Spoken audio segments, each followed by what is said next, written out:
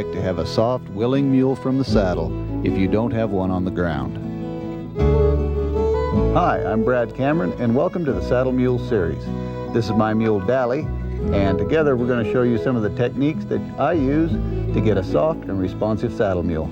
Responsive enough that we can ride without a bridle. Brad Cameron was born and raised with mules in Montana.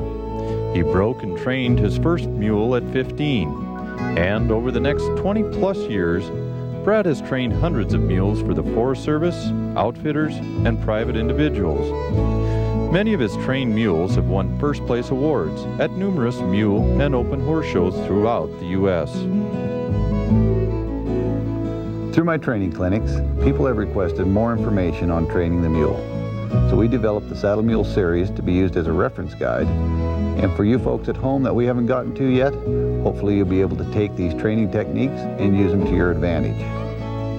My ultimate goal is for everyone to be able to have a soft, responsive saddle mule that you can ride even bridleless.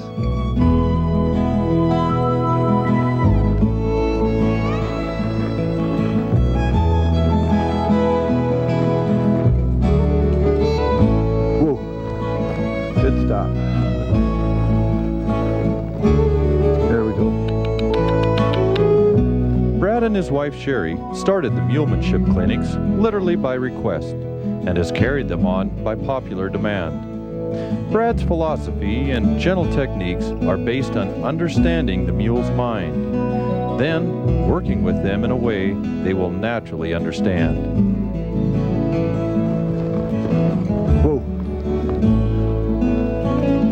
Atta girl.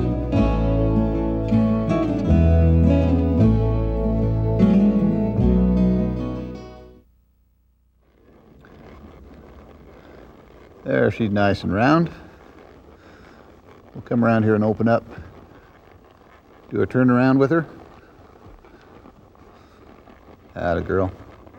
Rock her back a little bit. There we go. Well, this is our beginning mulemanship tape, and we've taken you from the ground on through the colt starting, and we'll show you how to begin your riding. In this video, I'm going to show you how to bridle one, saddle, proper way to mount, and how to get your mule light and responsive to the snaffle bit. I'll show you rein cues, leg cues, and lots of different maneuvers that you can use to get your mule handling real well for you. But first, let me show you how to get some of these things started from the ground.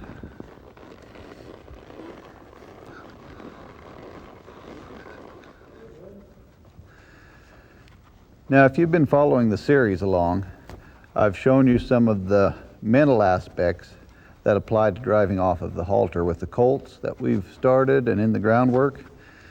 But I'm going to give you a little demonstration of some of the physical things that driving off the halter gets started for you before you get in the saddle. Number one, of course, is the basic and most important control of the hindquarters. Be able to get those hindquarters to swing around like this. Now, you notice right there where my mule took one step back before she stopped.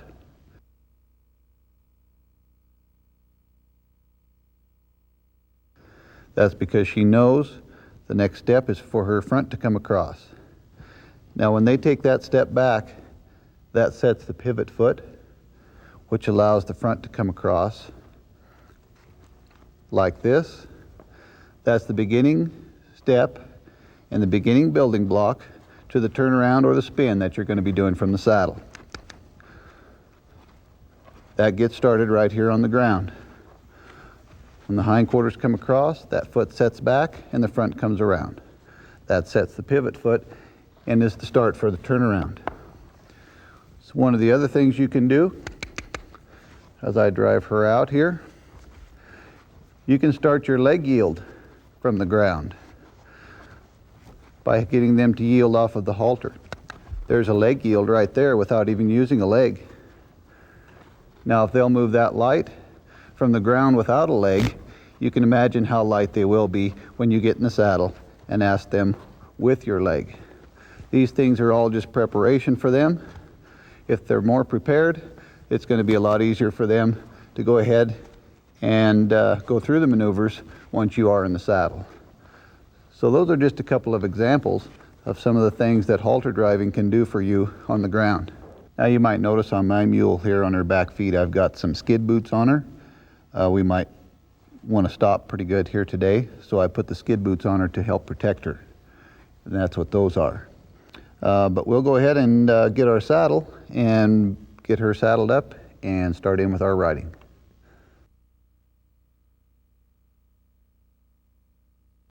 Okay, we're going to go over briefly the really proper way to throw a saddle on. We've covered it in the colt starting videos, but I'll touch on it again. You see how I've got my saddle here up on my hip, and I've got a hold of the corner of the cantle with my hand. I can hold it with one hand real easily. When I get ready to throw the saddle up there, I want it to float up nice and smooth. Grab the front of the skirts and float it right up there into place so that it doesn't come down and slap them or the stirrups bang them on the other side or something. My latigos and everything are all tied up and organized so everything stays nice and straight.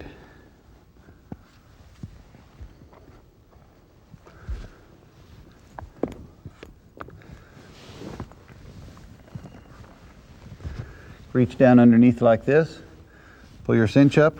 With my latigo done up this way, I can thread it right through. On a broke mule, it's not a real big deal, but if you're saddling a colt, again, as I said before, very, very important to have things organized so you can be nice and smooth about it.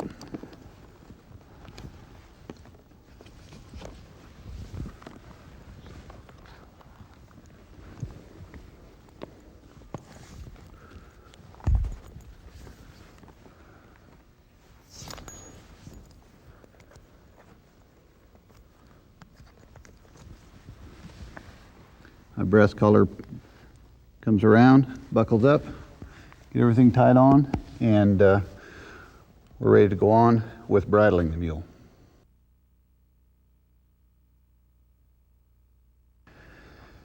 Now, in putting on the snaffle bit, whether it's a green colt or a finished animal, it doesn't really matter. You notice we rode the colt in a halter, so when you get ready to put your snaffle bit on your mule, this is how you'll want to do it. I'm going to take this halter off of her and buckle it around her neck so that I can keep her with me. The lead rope is over my arm here so that she can stay with me if she needs to. I'll get my reins organized here also. I put my snaffle bit reins over her head. Now, the first thing I'll do is slip the bit up here underneath their chin so that I've got a hold of it like this. Then I'll reach up between the ears and grab the top of the bridle and hold it up. Don't lay your hand or lay your arm on them. You want to hold that up like this. You come down, drop the bit down, slip your thumb into the interdental space and help them open their mouth up and pull the bit up in there. You'll want to hold this out so the buckles and things are away from their eyes. When you've gotten to this point, I'll reach over here, push an ear forward, slip it over, push this ear forward and slip it over. And the head stall is on. And I'll buckle my throat latch here and she'll be ready to go. They should always be right here with you. Their head should be low enough that you can bridle it, and they should keep tipped into you like this so that you can get the bridle on. You shouldn't have to go chase them around over here to the other side to get your bridle on. If you're bridling one for the first time, if they don't keep their head there, just break it down into these little steps and keep pulling their head around here so they'll keep it right here with you.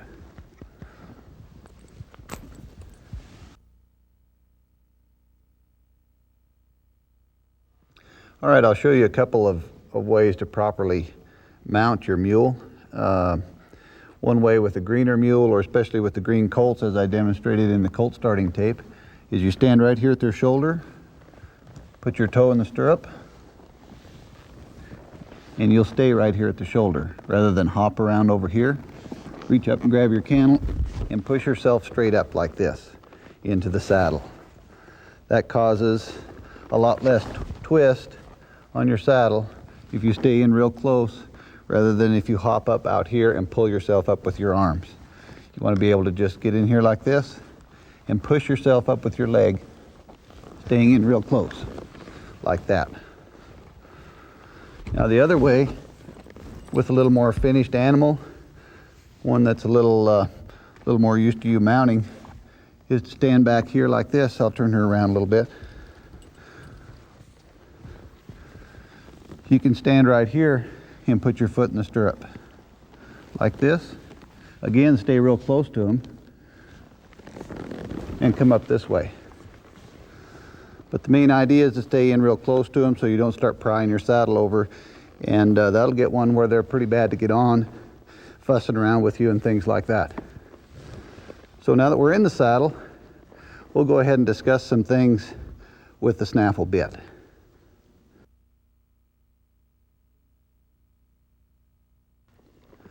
Okay, now for any of your mule training from the saddle here, I use a snaffle bit and a smooth mouth snaffle bit. And the reason for that is because the snaffle bit is the only bit that's really designed for lateral work, to get them to working back and forth. Smooth mouth snaffle, we use that because the mules are very light mouthed. There's a popular opinion going around that says mules are kind of naturally hard mouthed, but that really doesn't make any sense at all. They're not. They can be very light, and the harder the bit you put on them, the harder the mouth they're going to be. So you can plan on using something nice and light and smooth and keeping them very light and responsive to your bit. The reins I've got on mine are, it's a Makati rope setup. There's leather slobber straps at the bit. That keeps your rope a little cleaner in the water. And it also is a weak link there that could break if something should happen. Those would tear loose before their mouth would break. I like these as opposed to a pair of split reins because the release of your bit pressure with this type of rein is much more instant than it is with a pair of split reins. So this is the kind of setup we use to get the mules started on advancing toward the bridle. Now, one thing you're probably wondering when I'm going to drive one from the ground in a bit. I don't ground drive one at all because that really doesn't pertain to riding.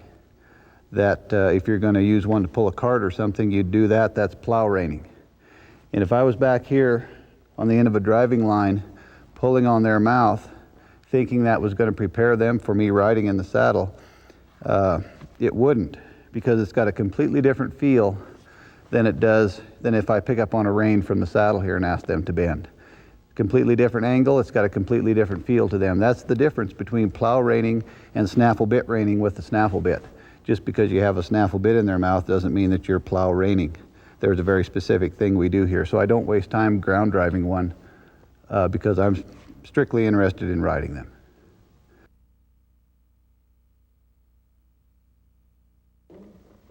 Now the first thing that I do in the snaffle bit with a colt that I'm starting is we'll work on doubling them around, or what I call a lateral stop.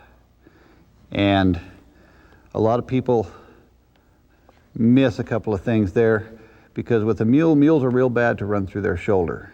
And you can pull a mule's head around to your knee and they'll still run off with you through their shoulder. It can be kind of a frightening thing, but there's two parts to this whole thing of lateral stop. The first part is getting the head to come around like this to the side, but you also have to have the hindquarters. This is where the hindquarter control comes in that we've talked about all through the other tapes. Being able to take your leg and step their hindquarters around like this. That is what gives you control on a green colt. If something scares them, or if they think they're going to buck, that's what can save you right there, is being able to bring their head around and step the hindquarters around like this. That'll save you. That's a big safety thing. That's one of the biggest reasons we do that, is strictly because of safety with a colt. Now, with your other mules that you're started with, again, getting those hindquarters light off your legs and having control of them. When I pull her head around and ask for those hindquarters to step over, My leg is going to be back here near the rear cinch and step the hindquarters over. As soon as they make the step, I release with my leg. That release, just like the other things you've seen, is how the mule knows where to go. And if you release consistently enough with your leg, then they'll be very, very light to your legs, and you'll be able to move those hindquarters wherever you want them. Now, I always start this at the stop from a standstill position. Make sure you get the head first, then the hindquarters. Again, when you bring their head around, they should weigh nothing at all on the end of your rein when you release. Release only when they weigh nothing at all.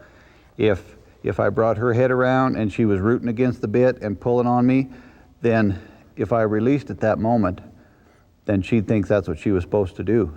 So you hang on to them until they weigh nothing at all on the end of your rein, like this, and then release.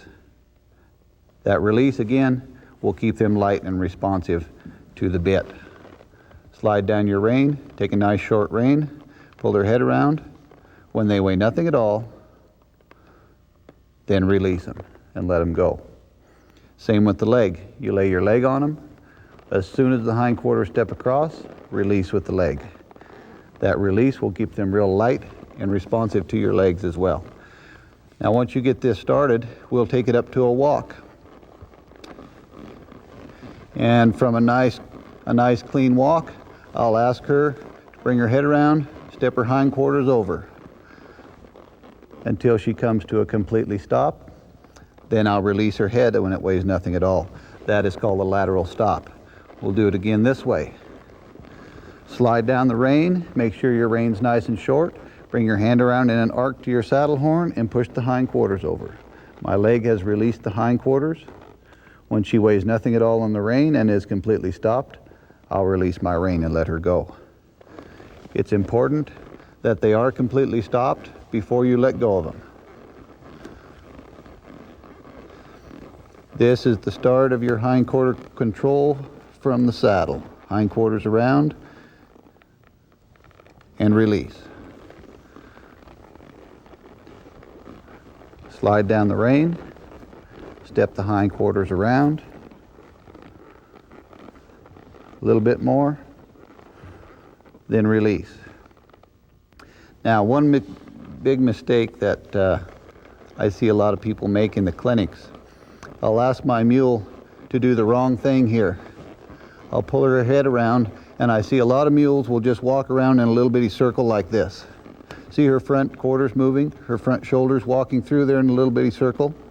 That's not hindquarters control. That's simply walking around in a little circle.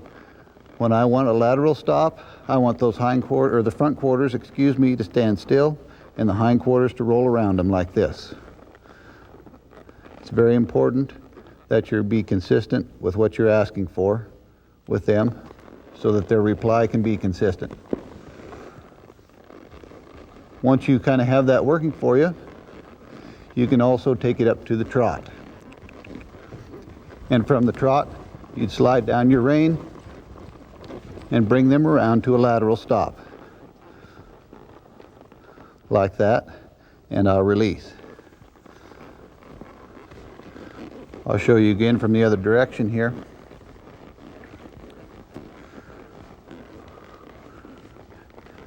We'll bring her up to a trot. Slide down my left rein. Bring her head around. Roll the hindquarters over. My leg has released. When she comes completely to a stop and is light on the bit, then I'll let her go. And you can work on that lateral stop first from the standstill, then up to a walk, then up to a trot. Maintain that good control all the time. Don't make the mistake of reaching down and jerking on one and jerking their head around. It should be a nice even flow, right around like this, and the hindquarters step over. Again, we'll bring the head around like this, step the hindquarters over. Now, your rein position in a lateral stop is very important. Your snaffle bit rein should be sliding through your hand all the time. You never lock in one position and hold them there. Because what will happen With the lateral stop, we're using one rein and one leg. That is our inside rein and our inside leg. Inside being the inside of the circle we're creating.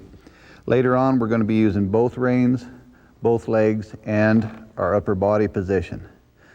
So I see a lot of people make the mistake. They'll lock their hand in one position here and go to pull their head around, and pretty soon they're back here like this, or they're down here, or they're down here like this, or way out of position. You need to slide your hand down your rein, get a nice short rein, and come around in an arc right back to where you're, to alongside of your saddle horn, where your hands belong. Your hand should always be right here. Notice the slack in my outside rein. That's also very important. When you pull their head around, if I was to make a mistake and keep my outside rein tight here, notice what happens when her head comes around. It tightens up and it sends the wrong signal to that bit. We don't want any pressure on the outside rein, so you want to throw a lot of that away. So there's a nice big slack in there when you pull their head around. I'll show you on this side. Slide down the rein, get nice and short, come around in an arc to the side of my saddle horn here. Now, later on when we get into some other things, you'll see why that's so important. If you're back here behind the cantle somewhere, your body position is way off balance. And there's some things that we're going to be asking them to do that your upper body has to be in position for. And if you've got them out of balance, it's going to be very difficult for them to make the moves. And so you're not going to get some real clean moves out of them, and it's going to make your training last a little longer. It's going to be a lot harder for you and them both. So it's very important your hand and body position here. Slide down, take a nice short rein right up to your saddle horn, step the hindquarters over. My outside leg and outside rein are quiet. They're not doing anything. They're away from the mule. The only thing I'm using is my inside rein and my inside leg to do the lateral stop. I'll show you again from this position. Inside rein, inside leg. My outside rein and outside leg are quiet. They're away from the mule and they're not doing anything.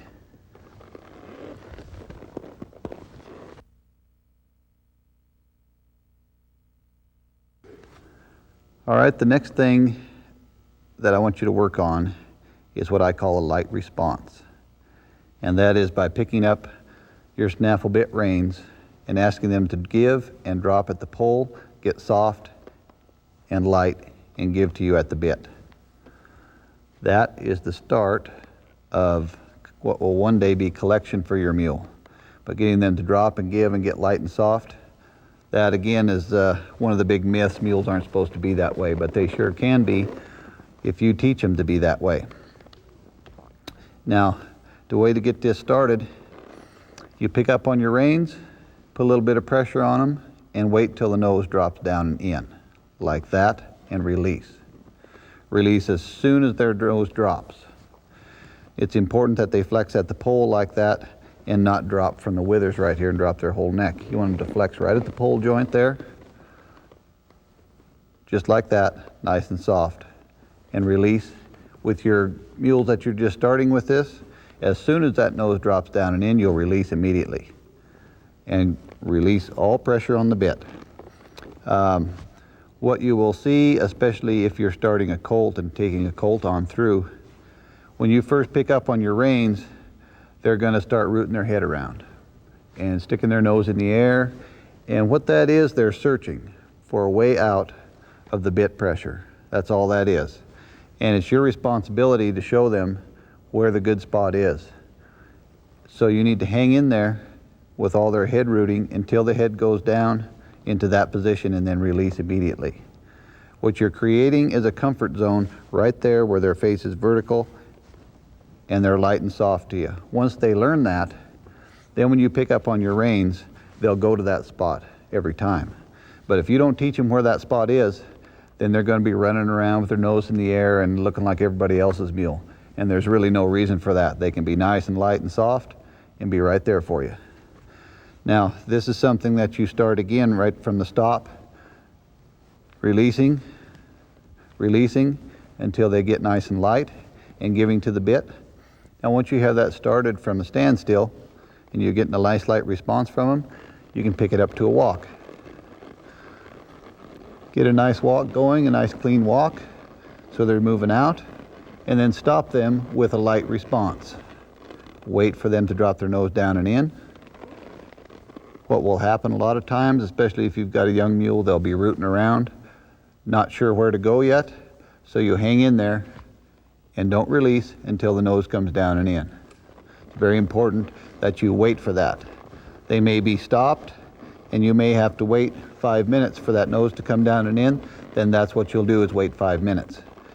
But it's very important that you're consistent with what you ask for here. Remember, with your greener animals, as soon as the nose comes down and in, you release immediately. Right there, right there, right there. That immediate release is what's going to send them to that spot every time. Now, after they get to where they're coming along a little more, then you can actually, when you stop them with your light response and ask them to hold it for a second or two, then release. Once they learn it. You can't expect them to hold it until they learn it and find out where that good spot is. Then you can take it up to a trot and ask them to stop with a light response from a trot and release. Every time you go to a different gait, from a walk to a trot or a trot to a lope, you have to start over with what you're asking for, because they don't understand it at that gait. So you'll teach it first at the walk, then at the trot, and then at the lope. One step at a time, building up as you go along.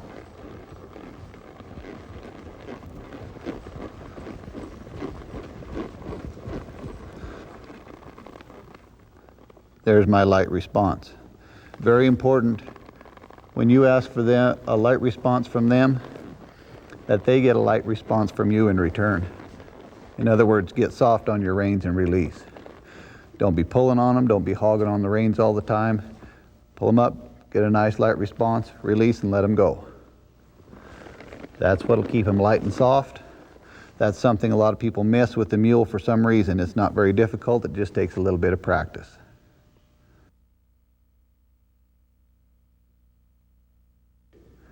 Now that you've got your light response working well for you, you can carry that in to backing them up. Now, for some reason, this again seems to be a real gray area for some people with the mules, is getting a mule to back up. Again, it's not a real difficult thing, just a matter of teaching them. You saw in some of the other tapes how to get one to back from the ground. That's a good place to start, is from the ground, and get them real fluid so they're backing well from the ground. And once you get into the saddle, and got your light response working for you, you can pick up a light response, shift your weight back a little bit, and they should take a step or two back. Well, as soon as they do, you release. That again is what I was talking about with your body position. They need to know the difference between getting soft at the bit and getting soft and backing up. They learn that because of your body position.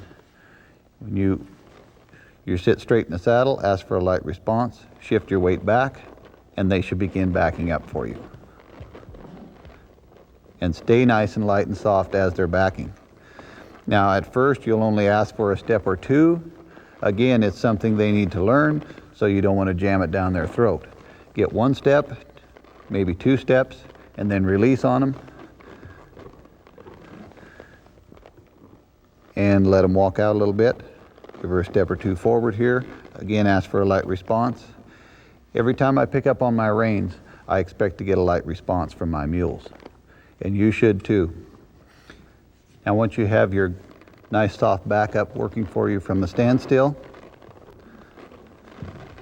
then you can take it up to a walk.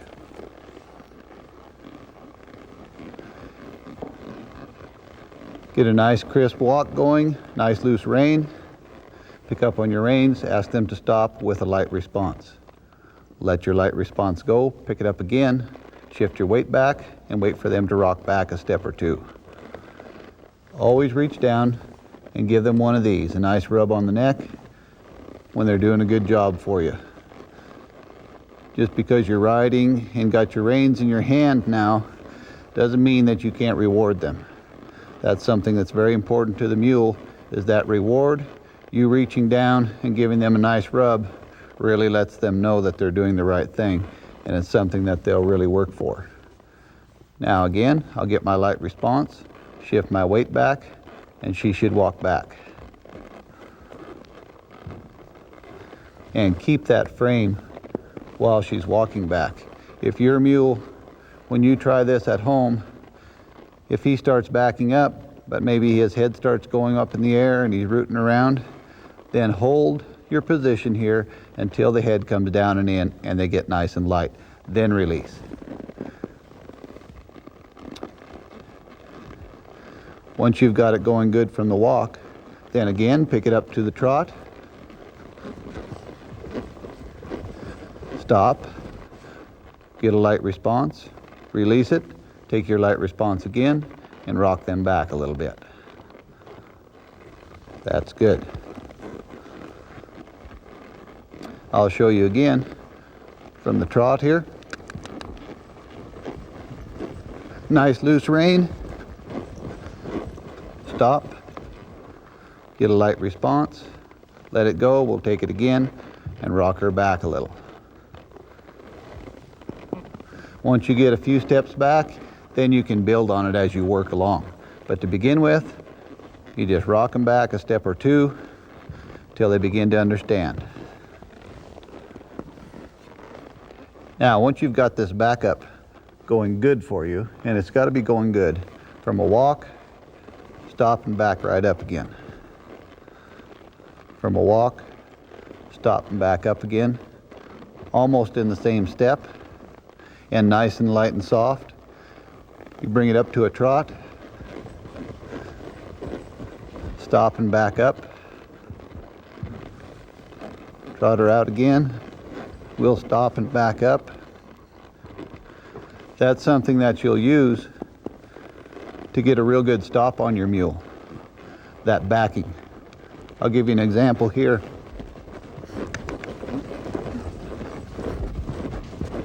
Whoa.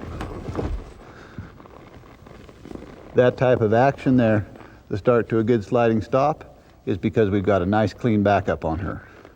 That's something that you can work for as you advance your mule. Those are some of the things that backing will do for you. I'll show you some more stuff when we get into some of the other things here.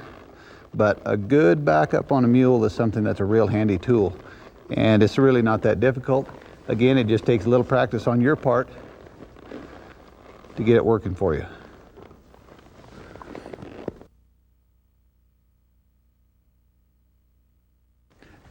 All right, now the next thing in your mulemanship that we're going to work on is the turnaround. Now, so far we've been concentrating on using an inside rein and an inside leg. In the turnaround, we bring up our outside rein and outside leg. Now, to get this started, you'll start with your basic lateral stop. Bring their head around, step the hindquarters over. Now, my inside leg has released. I'm going to bring up my outside rein and my outside leg and bring the front quarters across, like that. This is where your body position is very important. If I pull her head around and had my hand, I'll move here just a little bit so you can see better. If I had her head around here like this and had my hand down here at my knees or back here somewhere, notice where my upper body is? All my weight is on that front shoulder, the right front shoulder. I'm going to be asking that right front shoulder to move. She can't pick it up and move it if I'm sitting on it. So if I've got her head around here like this, with my hand in position where it needs to be, my upper body is rocked back over the hindquarters, which frees up that shoulder so that it can come right across. So it's very important, your upper body position. Now, I'll break that down a little bit for you. First thing we're going to do is a lateral stop. I'll take my inside rein in my inside leg, step the hindquarters over. Now my inside leg has released. My outside rein and my outside leg come in, and we step the front quarters across. Now, as I mentioned earlier in the other tapes, in the halter driving, your body position as far as driving one forward. Back here moves the hindquarters. Right here at the cinch will move the front quarters behind the shoulder. Don't think that reaching up here and jabbing them in the shoulder like a bronc rider is going to get them to spin around for you. All that'll do is drive them backwards. The proper turnaround has to be a forward motion. So your leg, your outside leg, will come in here right at the cinch and ask the front to step across like this. Now my inside leg and inside rein have to open up like this in order to allow that shoulder room to come across. If I just sit here with my leg like this, her shoulder's going to come across and run into my leg. So everything on this side, when we get ready to bring the front across, I'll show you again. Step the hindquarters over here. My inside rein and inside leg have to open up so the front can come across. And then once they take a step across, it doesn't hurt to rock them back a little bit onto their hindquarters. Again, from the other side, we'll bring her down to a lateral stop. My inside leg and rein open up. My outside rein and leg come in, and we step the front across. And rock her back just a little bit. Doesn't hurt to rock them back over those hindquarters. That's where they need to be. Now, one thing that will help you beginning your turnaround, after you've got your light response working for you, you've got a nice backup working for you on your mule, something that'll help them understand and be able to turn around a little bit better is this exercise that I like to do, backing them up and reaching a front foot out and back like that. That's something that's going to take you some practice. You've got to know which foot is on the ground and which foot is in the air, but that's good. That's what mulemanship is knowing where your mule's feet are and what they're doing with them. But if you can take your mule back a few steps, in this example, I'll take her left front foot, we'll pick it up and we'll swing it out and over and release. That helps get them positioned so they can move their leg out when they're turning around. We'll try it again here. We'll back up. This time we'll take the right one out and across. Now their leg, in this example, if I was going to turn her around to the left, her left front leg would have to reach out and back so that it's out of the way when the right front leg comes across. That's what this exercise will do for you. I'll turn her around to the left here. You can watch her front legs a little bit. See, the left front comes over and back while the right front comes across the top. This exercise will help them position that foot a little bit. I'll back her up here and we'll take that left front and we'll swing it over and back and release. You don't want them to keep going. You want the leg just to swing over and drop and release as soon as the foot hits the ground. We'll do it again with the right. Back her up here a little bit. I'll take the right front leg, swing it over, and release. That's kind of a good exercise. If your mule's having a little trouble turning around, you can get those legs out of the way for them a little bit and help them out. Now, once you have the fundamentals of the lateral stop down and can get them to where they'll step across a step or two for you, then you can take that up and go into a circle with it. Now, it's important, this is a building block situation just like everything else that we do. You start with 1 or 2 steps across. Don't ask them to spin around 3 times the first time you try this, because they won't understand it and they won't do it for you. It builds with 1 or 2 steps. Pretty soon you're going halfway around. Pretty soon you can go all the way around. Now, after you have the basics from the lateral stop, What I like to do is walk a nice round circle here and spiral in a little smaller and a little smaller each time till you get down to the center. When we get down to the center of our circle, I'll open up my inside, bring my outside across, and let the front come across. That helps begin your spin with them. This, work with the outside rein and outside leg, is what will develop neck reining for you. If you're interested in neck reining, teach them the steps first. Don't put some torture contraption bit in their mouth and think that's going to teach them to neck rein, because it won't. You've got to teach them to neck rein by teaching them to respect and understand what your outside rein means. When I bring my outside rein up, it means for her to come across like that. Now I can take her in one hand if I need to, and I can neck rein her around pretty well. This is neck reining to me. It shouldn't have to take the width of my arena here to get one to turn around on a neck rein. A lot of them that you'll see, it'll take a half an acre, but people will tell you they're really neck reiners. They're not. This is neck reining. This is what neck reining should be to you. And this is where it gets started, right here with your basic turnaround.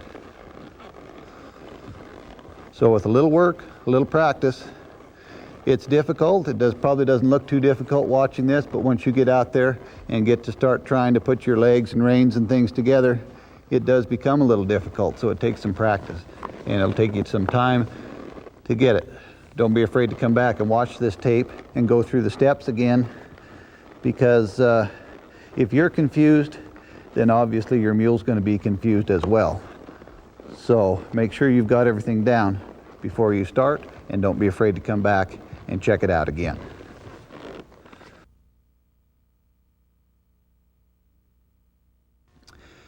Now that you've learned how to get your mule more responsive to the bit, to your reins, but more importantly to your legs, something you can start working on is just riding them off of your legs.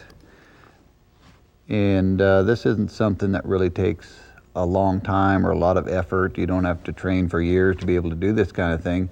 It's something, if you work on it consistently, just a few rides, you can kind of get things working for you a little bit. It helps if you've got an arena or a corral of some kind that you can work in, but you can work in a big pasture too. It really doesn't matter. The important thing is, once they're beginning to be a little responsive off your legs, then just throw your reins away and ride them a little bit and see if you can direct them. Now, remember your leg position back here near the rear cinch moves the hindquarters over, and your leg at the front cinch moves the front quarters. And you just use that as you're riding him. Now I'll take her off here, and we'll go on off to the right. My left leg back, my right leg forward. Now we'll go off to the left, my legs will change. My left leg is back, my right leg is forward. And we'll go off to the left. Now we'll go to the right again. It's important to look where you're going, find a spot that you want to go to and ride to it. But you can work around with this kind of stuff. It's kind of fun. Even if you're out on the trail or moving some cows around or whatever it is you do, why, this is something that's kind of fun to work on. Moving them back and forth off of your legs. Once they begin to get real responsive to your legs, why, it's something that'll come pretty easy for them. Now we'll go off to the left again. I'll help her a little bit with my rein here. There we go. Now back off to the right.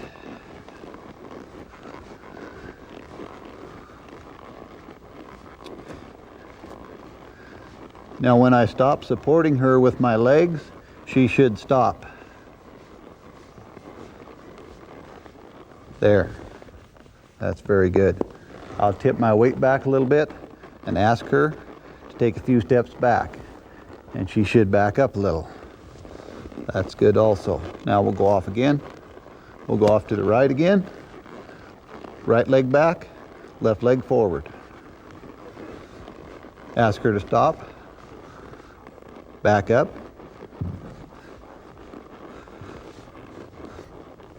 That's good, and I'll reward her for that. Now we'll go off to the left. She kind of wants to go home, so I'll have to help her a little bit.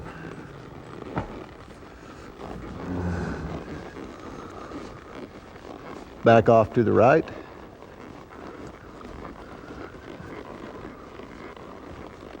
Back off to the left. Left leg back, right leg forward. Now my right leg is back, my left leg is forward. We'll go off to the right. Come back around.